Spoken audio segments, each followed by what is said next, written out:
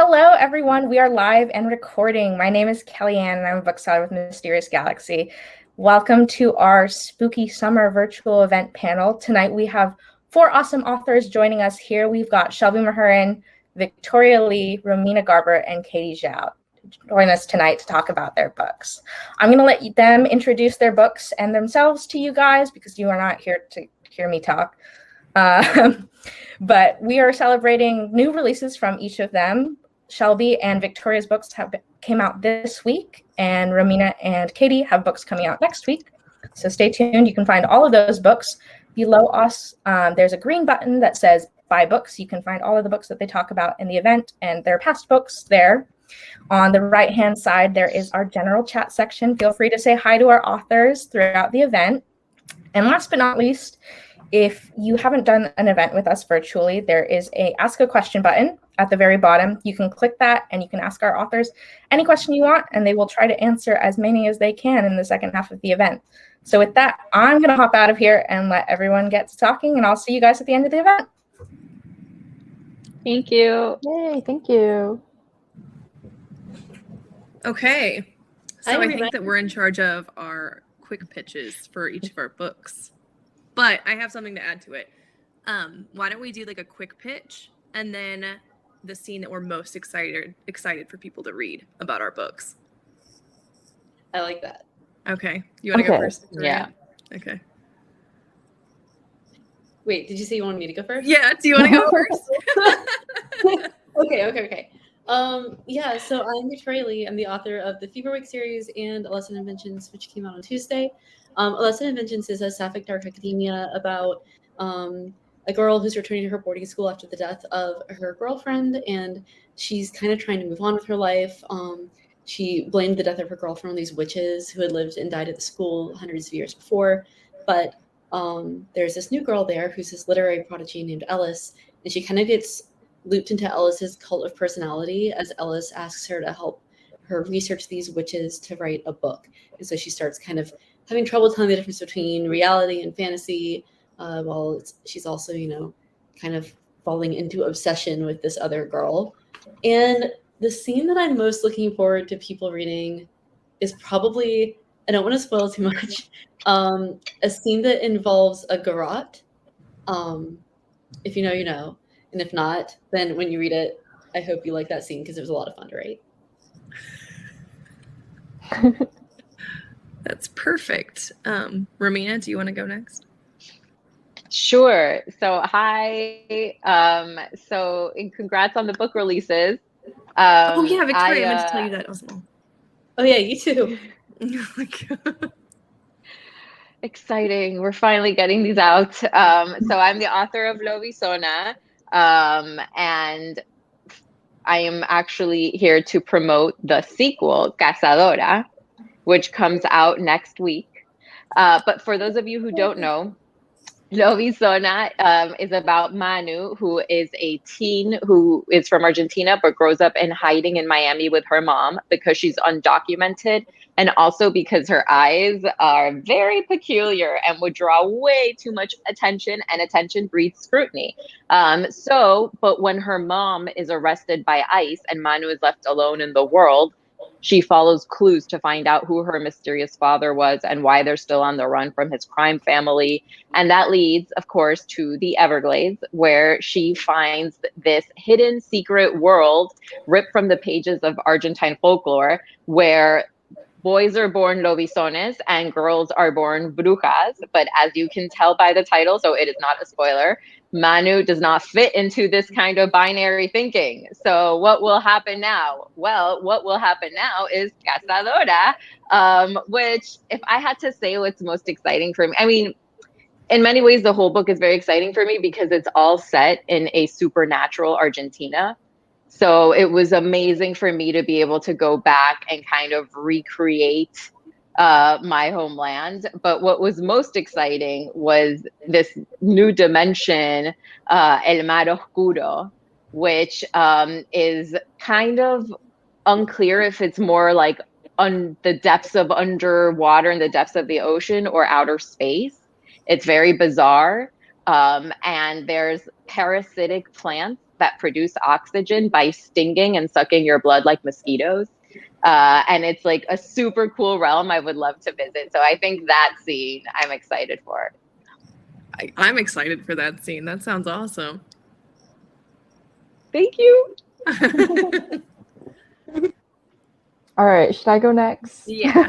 Hi, everyone. I am Katie Zhao. I'm the author of the middle grade fantasy series, The Dragon Warrior, but I'm here to talk about my young adult debut, How We Fall Apart. And it's pitched as a cross between Crazy Rich Asians and One of Us is Lying. It's a dark academia thriller that essentially follows these 4 Asian American teenagers who are being accused of being involved in the death of their ex-best friend.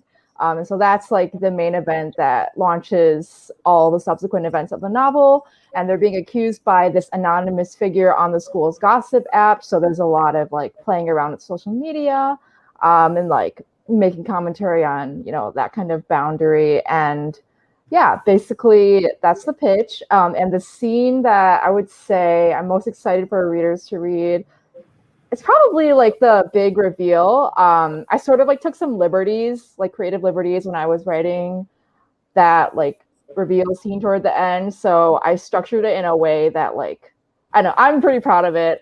Just like I thought like the pacing was done pretty well. And like readers will hopefully find that scene really exciting and flip through the book really quickly to get to the end. So yeah, that's How We Fall Apart. Oh, and it comes out next week. So yeah, a week from today. Awesome. Wait, do you guys have do you have the same pub date or different pub dates? We have the same pub date. You do? Yes. Right? Oh, yeah. yes. Yeah. Big day next week. Okay, so I am Shelby Mahurin, and I am the author of Serpent and Dove, Blood and Honey, and then the last book in the trilogy just came out a couple weeks ago, Gods and Monsters. So that's what I'm promoting today. The whole series follows a witch in hiding named Lou and a witch hunter named Reed who fall in love, and they are forced to navigate this sort of ancient war between their people. In Gods and Monsters, it escalates to kind of the final showdown between Morgane and her Lou and her mother Morgane. There's also, it's hard because it's a third book, so you don't want to spoil anything. There is a dark sort of presence in Lou in this third book, and so the whole squad is having to navigate that, and how do we get Lou back to normal? And they're dealing with some grief and some fallout from the previous book, and yeah, it's out on shelves now. You can check it out. The scene that I'm most excited for people to read is a really fun scene. It's a truth or dare scene between the whole group. Oh yeah, I leaned in hard with the tropes and stuff in this book. I did not. I was like, we're going for it. So one of the characters gets a little tipsy and maybe reveals some truths that he would not reveal normally. And it was just super fun. So that's the one that I'm the most excited for people to read. I love a good truth or dare scene, to be honest. One of my favorite fans back in the day was all about like truth or dare games gone wrong. So I have a soft spot for that idea. Definitely. It's one of my favorite things to read too. Okay, so I have a question for Victoria and Katie first. Can you describe what dark academia is to you, and then what drew you to it? I know that it's like an aesthetic, but it's kind of also like a subculture, right? Like yeah. So yeah, it's hard because like the definition is always changing, right? And right. I feel like especially with like TikTok, like it started a trend, and like I think in like 2020 when everyone was like staying home and like students couldn't go to school, people started like romanticizing what their school lives would be if they could still go to school. And I think it got really, really popular starting around last year, a little bit before that. But I mean, my general understanding is that it's about having an obsession for education, and it typically like, yeah, there's like an aesthetic associated with it. It's like tends to like surround really like preppy private schools, universities, like really old like Gothic buildings, and usually like the kind of education that students obsess over is like the literary arts. There's a lot of like admiration of poetry. Not so much like, I haven't noticed a lot of like romanticizing math or science. Yeah. Which like, I mean, it makes sense because like the people who are doing the romanticizing, like they're all like bookworms for the most part. So of course we're gonna like romanticize literature. But yeah, like all the Greek, like Roman, Latin, Like the American classics. Yeah, those are like heavily emphasized. And yeah, usually like the obsession leads to something like really dark, like murder, or there will be like secret societies forming. Yeah, just like education and like this culture of like obsessing over it. Like that's my general understanding of it. Okay. Yeah, I think I agree with all of that. I also think that a lot of the time, especially with like the literary takes on dark academia and like the movies, like if you think about Dead Poet Society or School Ties or movies like that, they all kind of touch on the way that academia as an institution can disproportionately benefit people in privilege and power and like give them the resources they need to get away with a lot of stuff that they wouldn't otherwise get away with. Like if you think about some of the canonical examples of dark academia, like The Secret History by Donna Tartt, it's like all these privileged white kids going around like killing each other, and they all just get away with it because they're rich and white and privileged. And I think that dark academia often will play with that from the perspective of a privileged person or from the perspective of a marginalized person, the ways in which like privilege and power can corrupt you and can take like this obsession that you have with academia and like with whatever your special interest is, whether it's like Greek language or literature or art or whatever else, and turn it into something truly terrible and turn it into a weapon that you wield against people who don't have the same power that you do. Okay. I don't have a lot of experience with dark academia. I love what I'm hearing about it though. And I actually, Victoria, I watched a promotional video that you did for A Lesson in Vengeance, and you mentioned The Secret History, and so I went and looked it up, and I like read like a big long synopsis for it, and I was like, this is so cool, it's so wild. But I feel like you would actually like it. You should give it a go. I think I'm definitely going to. It's definitely next on my to buy. I have a whole like list of dark academia stuff. So what drew both of you to it, to like write a book about it? Oh, you can go first. I'm super light. Super light. Mine's easy. I just got my PhD, and so I just spent the past like forever years watching how academia can just slowly or not so slowly crush the living soul out of a person. And like the way that academia is just really not set up to support people who struggle within it, or people who don't like easily traverse these avenues of like institutional power. Like, for example, if you have like academia will be like, okay, be obsessed with this subject, like pour all of your energy and your time and your emotions and your passions into this tiny sliver of a topic. And then when that drives you a little bit bananas and makes you start to break down, you're just weak and you're not supposed to be here anyway. Like there's no support system or like safety net there to catch you. Like they create this problem, they create this like mental health issues in grad students. There's an epidemic of grad student suicides and postdoc suicides. But instead of like supporting those people, it's just like, oh, well, I guess you couldn't cut it. And like that happens not just in mental health, but it happens like along axes of like being trans in academia or disabled or a person of color.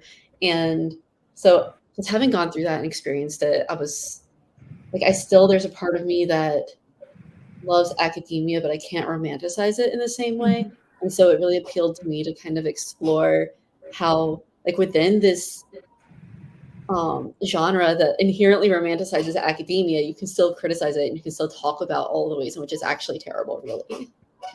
Yeah.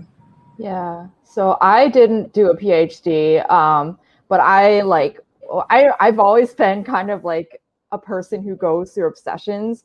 So like in high school, I was really obsessed with trying to get really like top grades. And also like, I come from a family background where, my parents were immigrants and like they were pretty traditionally minded, I guess, because they really, really wanted me to like, get good grades, get into like a really good school, an Ivy League if possible, and like, graduate, get a great job. And me being like the eldest daughter of the household, I always felt like an immense amount of pressure to live up to their standards and to live up to, I guess, like society standards.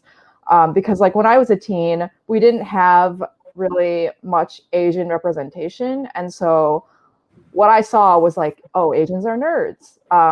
Asians are sidekicks, and like Asians always get good grades, blah, blah, blah. So it was like if you were an Asian who didn't get good grades, then like people would be like, what are you doing? Like that doesn't even make sense.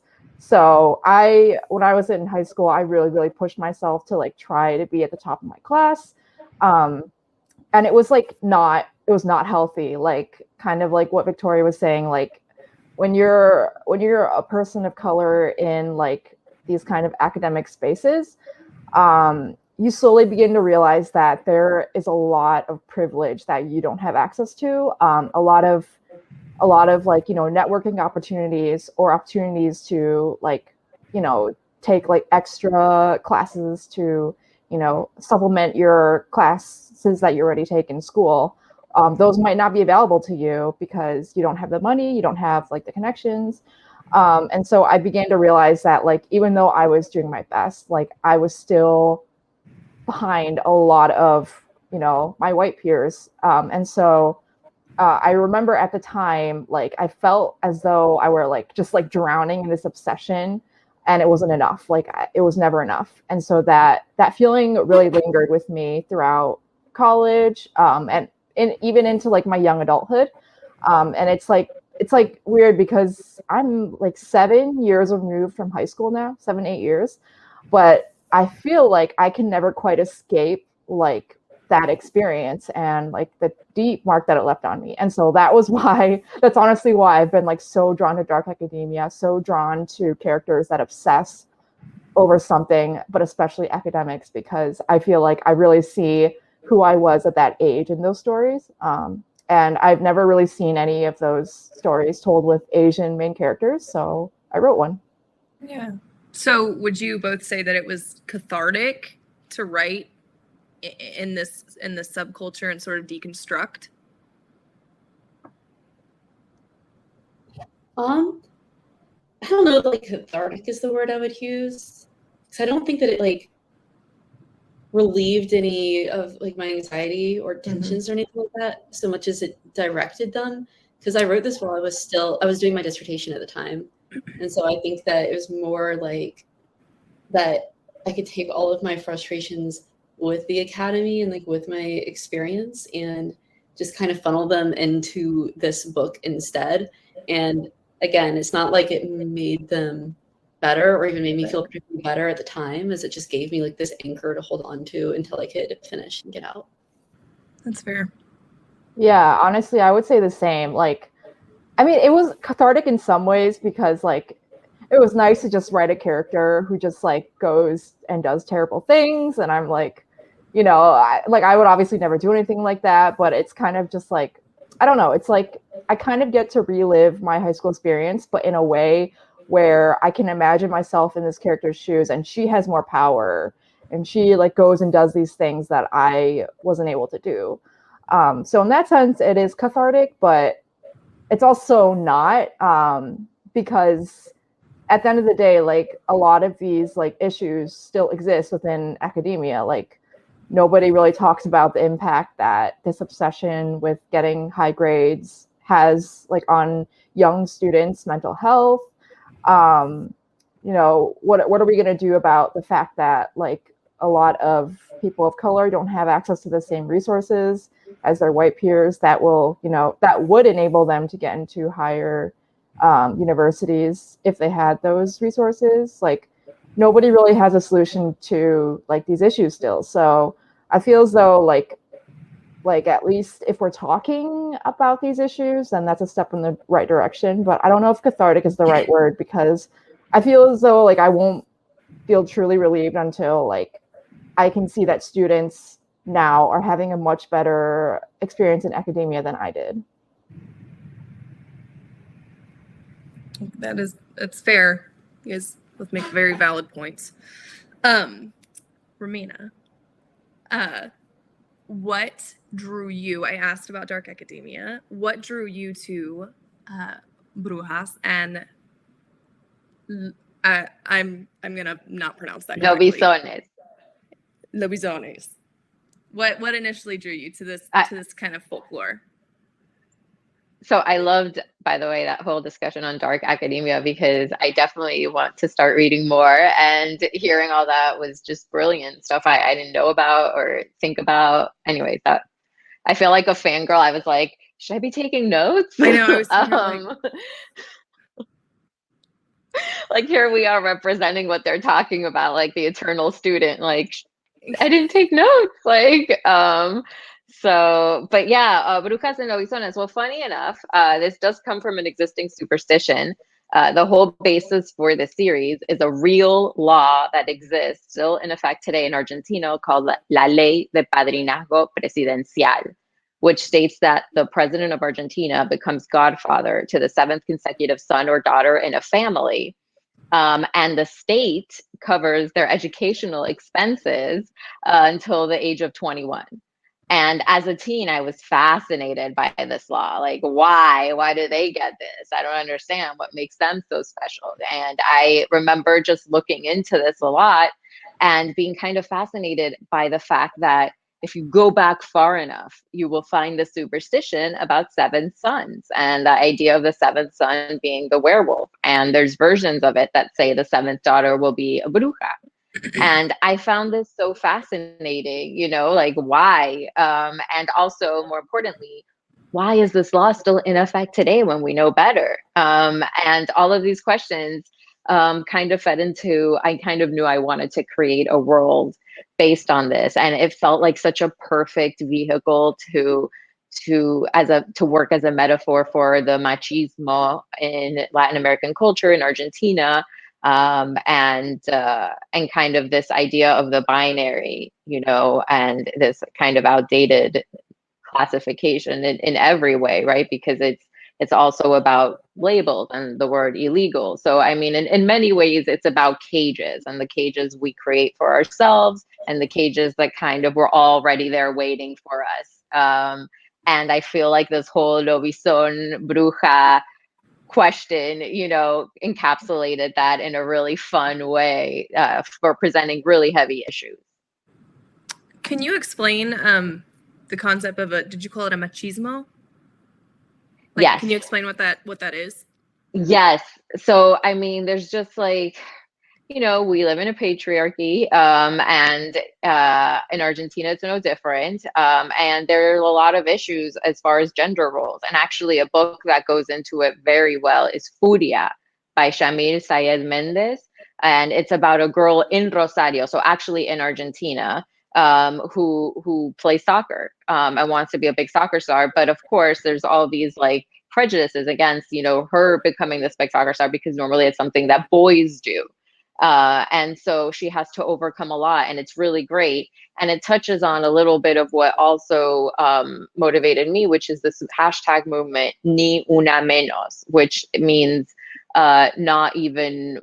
not one less or one more, but basically it's about femicidio, femicide, and just kind of all these women who are being killed by their partners, by men, that they know, even if it's men they don't know, and that these men are getting away with it, essentially. And there's a lot of issues. I could go on, I could talk forever, but, a lot of this is caught up in archaic notions of gender roles. And I really wanted to kind of dispel that and play with that a bit as to, what determines who we are? Why do we fall into these narratives? Why can't we kind of do away with these labels, these words, these classifications, and kind of see what happens, you know, without having to assign a word to everything? But I did want to ask, I wanted to rebound this to you about brujas and the supernatural and fantasy, and what drew you as well. I was profoundly impacted by a book that I read when I was a child. It's The Arcadians by Lloyd Alexander. I don't know if anyone has heard of that. I just, the concept of these women who were just, they were magic. The Lady of the Wild Things is the ruler of this sort of like magical kind of like other world that is living within like this bear people patriarchy. And I didn't set out to write a kind of an homage to that book, and yet that's what came out when I sat down to write about a witch and a witch hunter falling in love, was the Lady of the Wild Things and the Pythoness and all of these things. I highly recommend that book. I love it. But that is where my like first real love of magical witchy women came from. I love that. Victoria, you've read that book. It sounds like you've read that I know. book. I wanted to call on you too. I'm just a big fan of all things Lloyd Alexander. I think I actually referenced him in an interview I did last week or something as like the book that I read that made me want to become a writer. So yeah, okay. I'm completely with you there. Perfect. Okay, so I have kind of a funnier, spooky question. Which of your characters would survive a zombie apocalypse? For me, it's gonna be Felicity. Just because I feel she's your protagonist, right? Yeah. Okay. I just feel like that girl's like a cockroach. Like she's gonna just make it through everything. Like nothing's gonna get her. She might like slowly lose her shit as the zombie apocalypse is going on, but she'll live. She's a survivor. Yeah.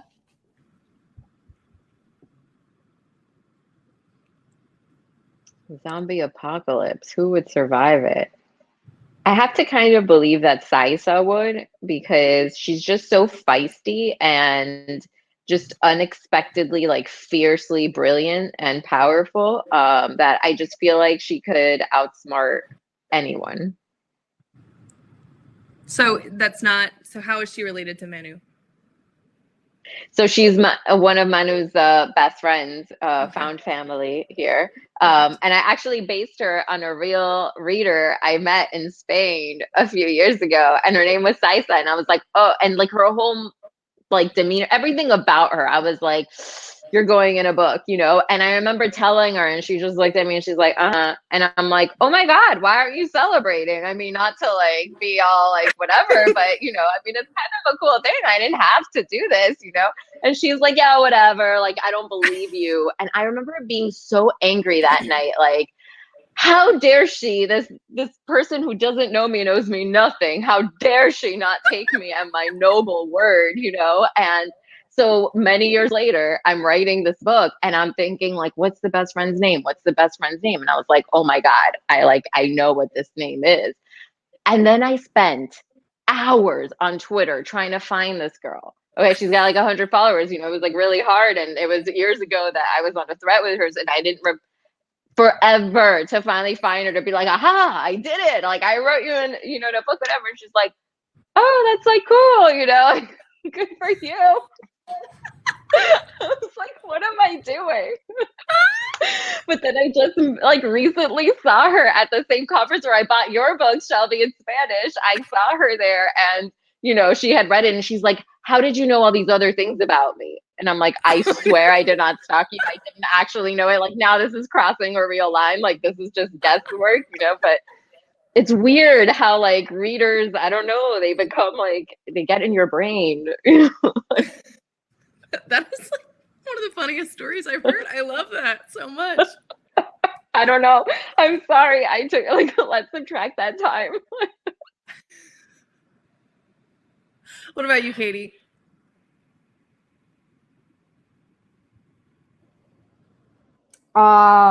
So I'm struggling with this question because I want to say Nancy, who is the protagonist in How We Fall Apart, because like I would say she's pretty like crafty and like she's able to like keep a lot of secrets from everybody else, which I think like takes a good amount of brain power.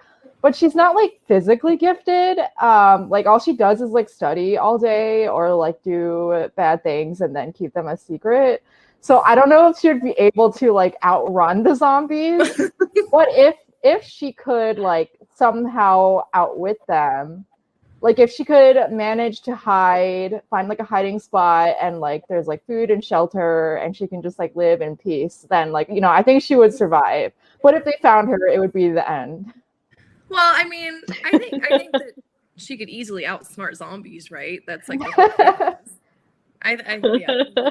I would also choose my protagonist, Lou. I think that she would definitely. She's a lot like Felicity. She's a cockroach. She's a survivor. She's at the end of the day, she's gonna be there. It doesn't matter how she got there, what she has to do, but she's gonna live. So. All right, I have questions for people. All right, so this one's for Shelby. So your books are like they do a really good job of balancing the romance and the plot. Like that's one of like the things that always strikes me the most about your books is like you never lose the threads of either one of them. So how did you go about balancing those while also like keeping the books atmospheric while also keeping them really quickly paced? Oh, it's so funny that you asked this. One of the questions that I had, I was telling my critique partner literally before the event, I said, I'm just going to ask them like for tips on crafting atmospheric scenes and like how they go about doing it. So, I was just like, all right, things I want to learn. Like Romina said, I'm going to take notes. So I have to write, especially with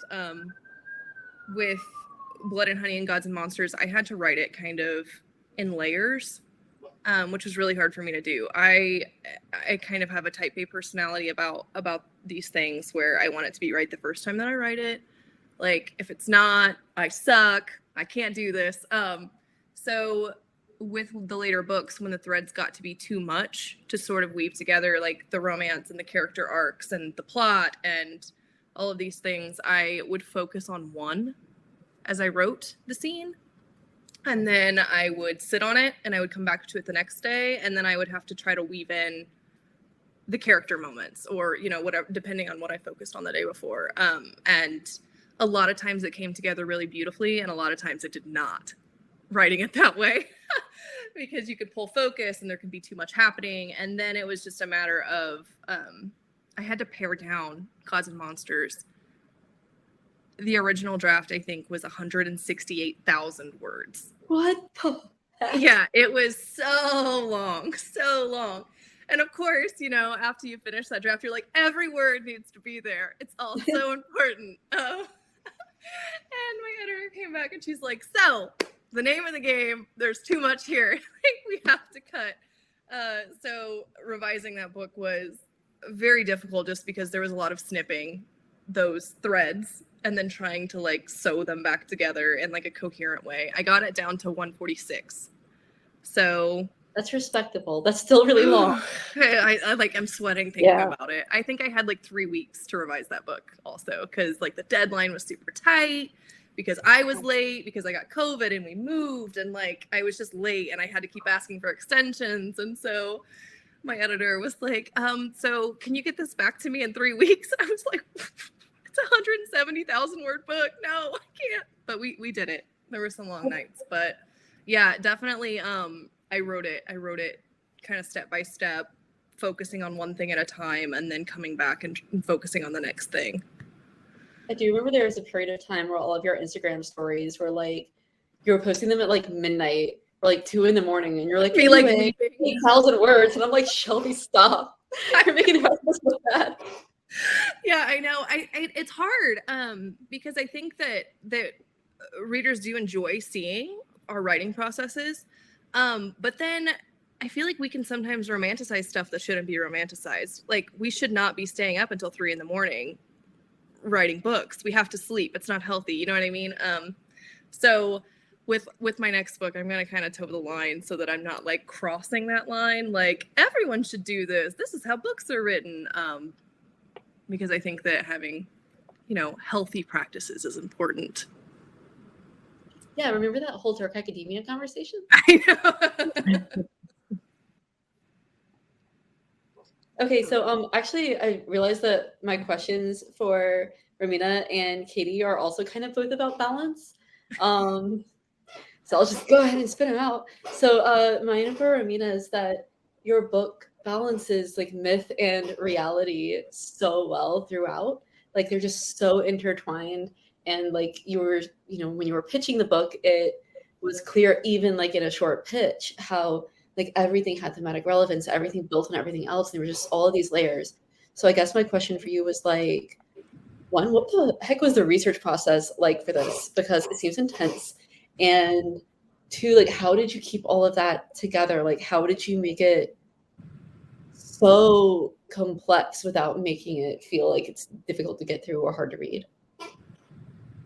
Thank you so much. Oh, that makes me happy. So how did I make that? And then what was the other question? So like the research and like also how did you? Oh, the research. Yes. When you said the research, it made me, yes, actually, thank you for asking that because, thank you for asking that so I could forget you asked it, but thank you because I went up to like 7 immigration lawyers, and I consulted them because I just wanted to be so clear about the law and the experience, because like I base this, character on an amalgamation of stories within my family and without, right? But I also needed to know what's current today in this minute, because so much was changing with the previous administration and so quickly.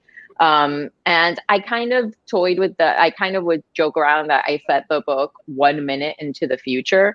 So this idea that, because I mentioned deportation quotas in it, and like, no, we don't have that I know of deportation quotas, at least none that are being made public, but every lawyer that I consulted was like, this feels like it could happen tomorrow, and a couple of them were like, I didn't even notice that because it felt so natural. I was like, oh, 2 weeks, so it was one of those things where I wanted to be really accurate about how dire it was out there because I wanted this to feel real, and actually, what's interesting about kind of blurring that line between genres or reality or not is that a lot of readers in the US would write to me and say that they thought in the first few chapters that this was dystopian and they were confused. And I was like, wow, why? And they're like, well, because I didn't realize anyone is living like that today.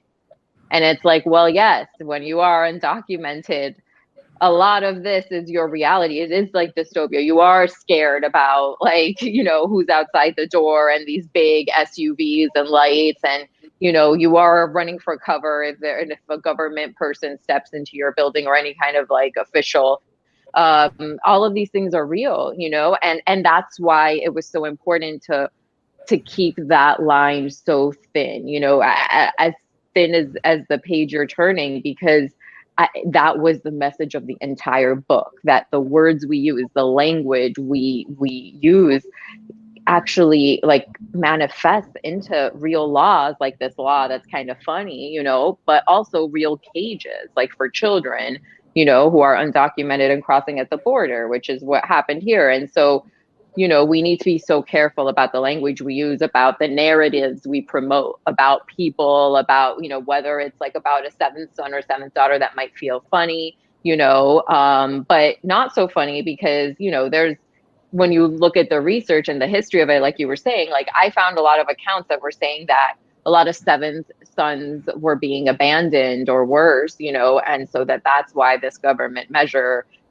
kind of was enacted. And you could say, well, we don't know if that's true or not, right? Like it's not like I specifically looked up cases, but I mean, it kind of jives with what governments do. They tend to act only when they actually need to. And like, why did the government decide to enact this in the first place? Maybe the superstition was like, affecting, people. And so basically, long story short, that's kind of like what I wanted to show, how like, even when we think we're talking about things that are not serious, like it's still going to rebound and affect someone very real in our world. I love that answer. That's just, yeah, it was very impressively done. This makes me want to reread it now with that in mind. Thank you. So Katie, my question is, loved How We Fall Apart. The characters are like, mostly thinking about Nancy here, like extremely unlikable, but also like still kind of like want her to succeed. Like you still like want the best for her. Like she's like your daughter who's like acting out and you kind of like feel like she needs to be grounded but also like be protected. So how did you balance these and like make it so that even if you're like, wow, this girl's a piece of work, you still like want to root for her and want to like stay with her throughout the whole book? Yeah, I mean, okay, so I'm really glad that you had like that reaction to Nancy, because like I know people, there are going to be people who straight up just don't like her. Like, I mean, I think like we all kind of know when we write female protagonists who aren't meant to be likable, people are going to be more harsh on them than like male protagonists, right? And I knew going into it, like, you know, a lot of people wouldn't like her. But I knew the people who liked her were really going to see what, you know, I've been trying to do. And so like when I was writing Nancy, I think the one thing that I really, really wanted to emphasize is that she's not making these poor decisions for no reason. It's not like she's just like hurting people around her for the sake of it. No, she's doing it because she feels like she lacks like all these resources, like I was talking about earlier. She's in a place where she sees that she can't get to where her other classmates can get to unless she uses underhanded tactics, unless she like essentially tries to like get them out of the game. And so I think like what I tried to focus on was like emphasizing that, you know, Nancy's family life and she cares a lot about her mother, and she really, really wants the best for her mother. And that means like trying to live up to all her mother's expectations, like no matter what the cost is. And yeah, so you know, if I've done a good enough job of it, then hopefully like there will be other readers who saw like where Nancy's coming from, like you did, like even though she goes about it in like the wrong way, her intentions are, I don't know if pure is the right word, but she like, I would say like her heart for her family and you know, her aspirations are in the right place. It's like the methods, like we can work on that a little bit, but yeah. So I try to like, you know, even though the things that she's doing can't necessarily be justified, I tried to make her a little bit more sympathetic by showing where she's coming from, what she's up against, why she's doing what she does. Yeah, you definitely pulled it off. Yay. Okay, so I think we have about 15 minutes left. There is a question box if anybody has questions they want us to answer. It looks like there are 3 in there right now. So I like this one for everyone. What was a scene you loved writing that didn't end up making the final cut of your book? Does anybody have one?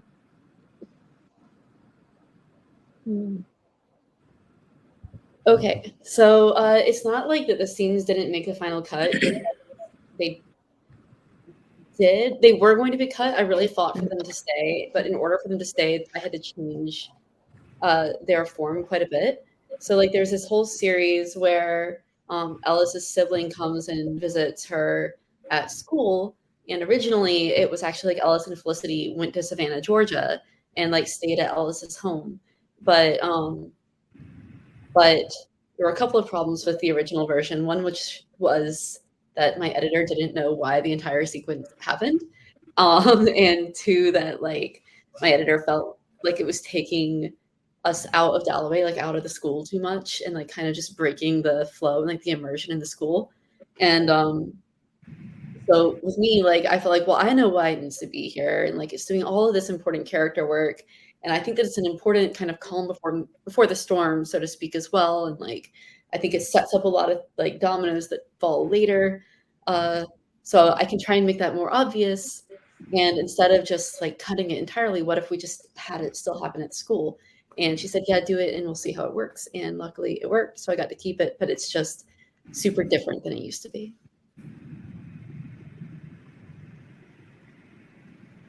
I don't think I had one.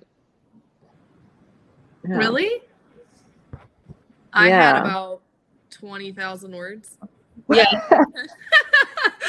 That I thought were super important. What's one of like the 16 scenes you had to cut? Yeah, like all like 10 chapters. No, not 10 chapters. I had several more scenes with the mermaids in Gods and Monsters, which is in the middle of the book. I was very excited to sort of craft this world and this culture and like this whole aesthetic of these mermaids. And obviously I went a little overboard with it.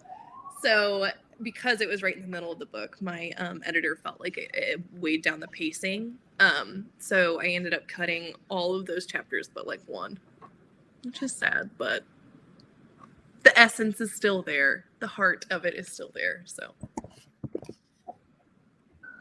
I also can't remember like anything specific, but me in general as a writer, I always have a problem of going overboard on dialogue and like writing banter because it's my favorite thing to write. Like I don't really like writing action. I can't describe anything to save my life, but I could write pages and pages, like a book of just dialogue. I would love to do that. But yeah, like I remember like, I can't remember like any exact like scenes of banter, but I just know that I had to like cut out a lot of it because it's like the book is a thriller, so pacing is important and the characters can't just like be talking forever. Like we have to get to the action, people need to die and all that. So yeah, I probably cut out like at least like 30,000 words of pure banter. Oh, it hurts my heart. Yeah. To hear that. Banter's my favorite part too. It's the best. I think we need to get into like screenwriting because it's yeah. I thought of that. Right? Yeah. I have a master class to watch, but I haven't done it yet because I'm scared. Okay. So we have a lot more questions now. Would you guys ever consider releasing those deleted scenes later on? I couldn't do mine because the plot changed and they wouldn't make sense like within the finished book anymore.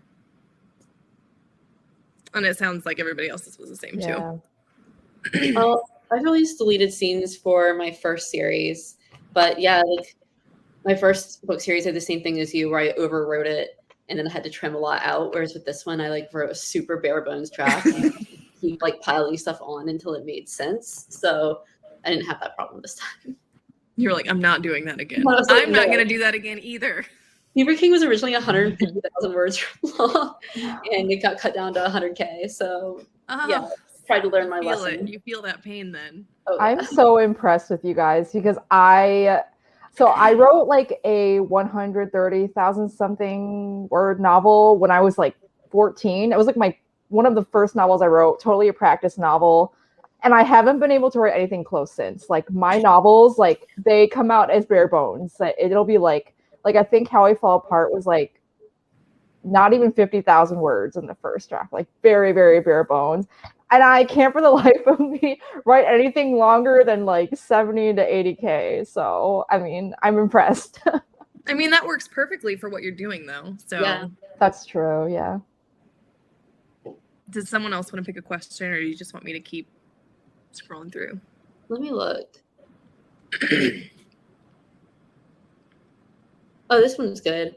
What is the first thing you do to build the world in the book? Or I guess if it's not fantasy, then like the setting. I am very interested in all of your answers to this question. First thing you do to build the world in the book. I mean, that's so variable, right? Like depends on, like in the Zodiac series, there were 34 inhabited planets, so I was looking at like terraforming stuff before I was even building the world. In this kind of thing, it's like more about establishing kind of the rules within our world.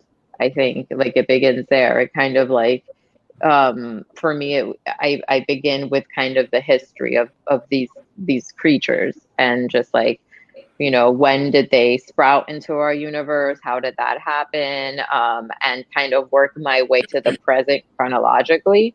And then when I get there, I can begin to build out all the layers of the actual story. But I first need to know all that came before the story in order to really feel comfortable building.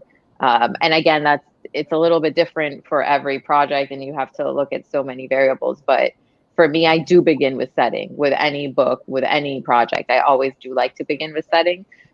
So world building is my first step. And from there, I move to character and then plot. But I'm curious what you guys do. I feel like for me, the setting, like, it's not usually the first thing that comes to mind, like when I think of a new project. Like I said, I'm not really a descriptive writer. And usually what happens is like I'll have like a pitch in my mind, and the characters will like speak to me first. Like, I know that sounds kind of weird, but like I feel like the characters come to me first, and then once I understand like what kind of story they belong in, then like the setting will be influenced by those characters, if that makes sense. Like with How We Fall Apart, Sinclair Prep is like the elite prep school where the students go to school, and that prep school was like, the world of that was built after I already decided I'm going to write about these teens who go to this school, and you know, their friend is murdered and they get blamed for it. And what issues am I going to talk about? Privilege and power, and these teens who have that power, and like the terrible things they do with it. And so to do that, I needed to put them in a prep school. So yeah, for me, like usually like once I have like the characters established, then I will be able to even imagine them in the setting, because I wouldn't even like know what kind of setting to write if I didn't first know what kind of story, what kind of characters they are. I love that. I'm very similar. I start with character. I don't consider world building one of my strengths. So like you, Katie, my characters come first to me. And I sort of build my world around them, if that makes sense. I like build the world around their place in it. I'm honestly the same. It's characters first, and then regardless of whether it's a fantasy world or a contemporary setting, I feel like I am always trying to think about what aspects of the environment would challenge those characters' fears and weaknesses, and like expose the aspects of them that are going to end up making them do things that will propel the plot. It's an excellent question. Yeah. Oh, I see. Okay. Do we have time Computer's for like on this flag. Oh. Yeah, we've got about 6 minutes. Okay, cool. Oof, revision advice. Oh, that hurts. Do we have any revision advice? I mean, one kind of thing that they say a lot, but it's good, is reading out loud. It really is true. Reading like the dialogue out loud does really help. And that's something I never do, but I really, really recommend you do. Because there's never time. There's just never time. All the advice we could possibly give you, it's so ridiculous because we won't use it because there's never time, because when you're revising, it's like a car crash. It's horrible. Revising does feel like a car crash sometimes, all the time. Yeah, you're just like perusing through a highlighted edit letter with no safety net. So one of the earliest things that I learned about revision is that it's really important to sit with them if you have the time to do it.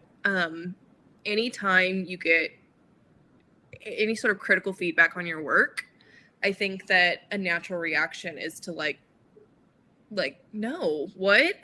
So you can be hurt by it. There could be anger, like justification, like no, I'm right. Like, this is why you're wrong. Like, so I think it's really important, or it was really important for me to always read my feedback, read my edit letters, even if I can get through like my inline notes that my editor leaves, and then I have to step away and let that initial emotion settle for however long.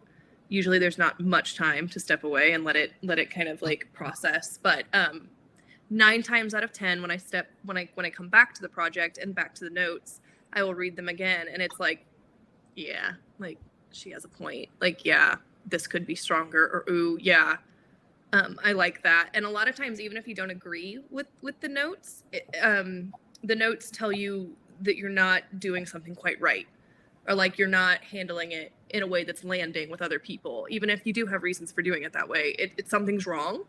The suggestion might not be right, but it merits a second look. I love that. That's such great advice.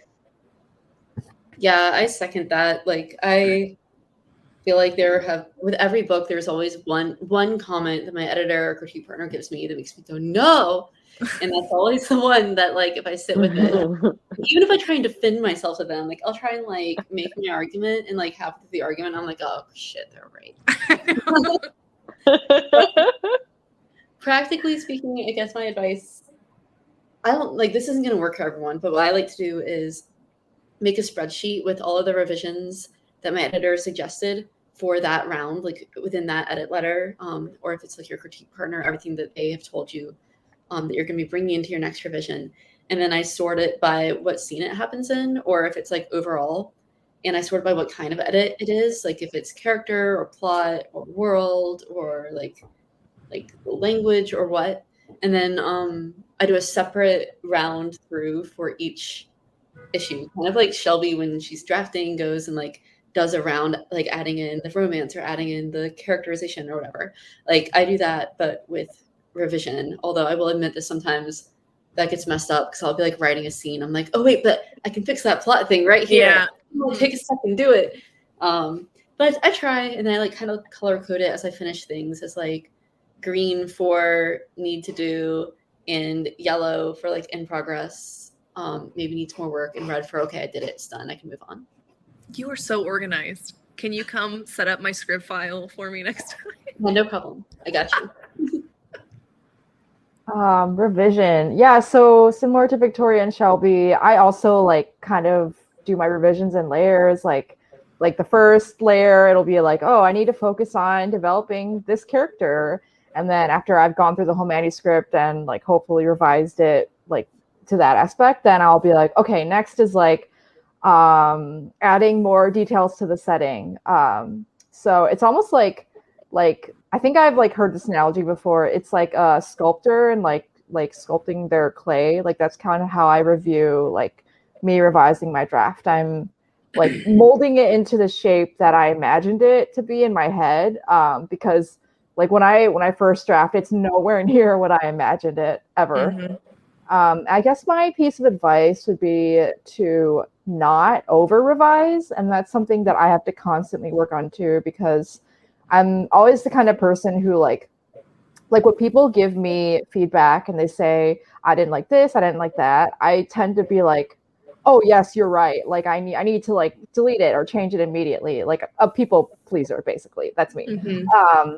And so one thing I've had to learn is to like sit with the feedback, like Shelby said, and like sense if the person giving the feedback, like if their vision aligns with the vision that I see from my book. Sometimes it doesn't, and that's okay. And you just like don't have to take their feedback. And sometimes like after I've sat with it for a while, then I'll be like, oh yes, you're right. Like, you know, something's not working here. I need to revise it. And then like, I also try not to like do too much revision, because if I'm not on a deadline, then I will revise a book into infinity. Like this will never ever stop, because as writers, we're always growing, always improving our craft. And every time we look at our book, we're like, oh, but I could improve this or that. But sometimes I think like when you've told the story to the best of your ability and it basically matches your vision, like that's enough. You have to stop. And at that point, make yourself query or make yourself send it to your editor, whatever stage you're at with your writing journey.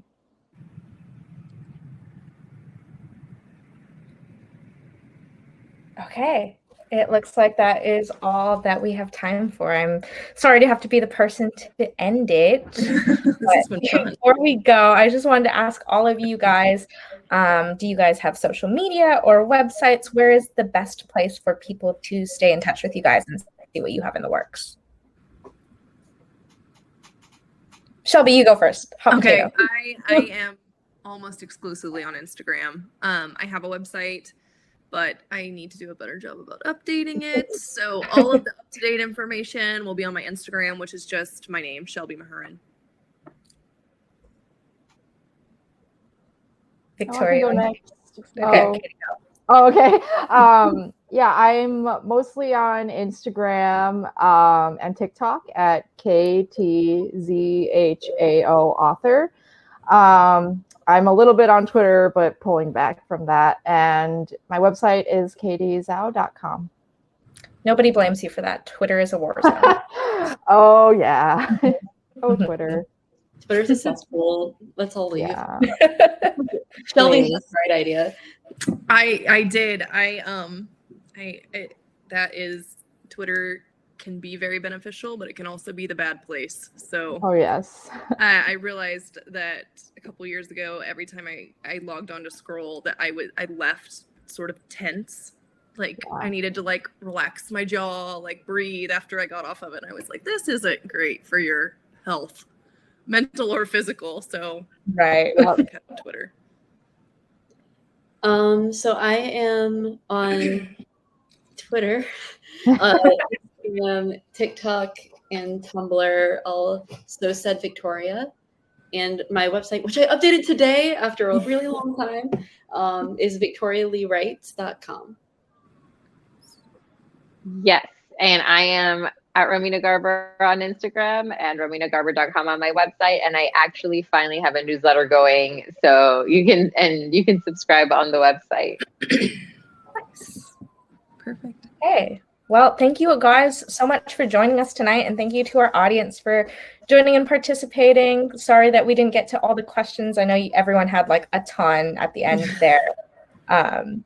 Just a little final reminder for everyone, if you haven't purchased the books that everyone talked about tonight, you can do so by clicking that green Buy Books button at the bottom of this screen.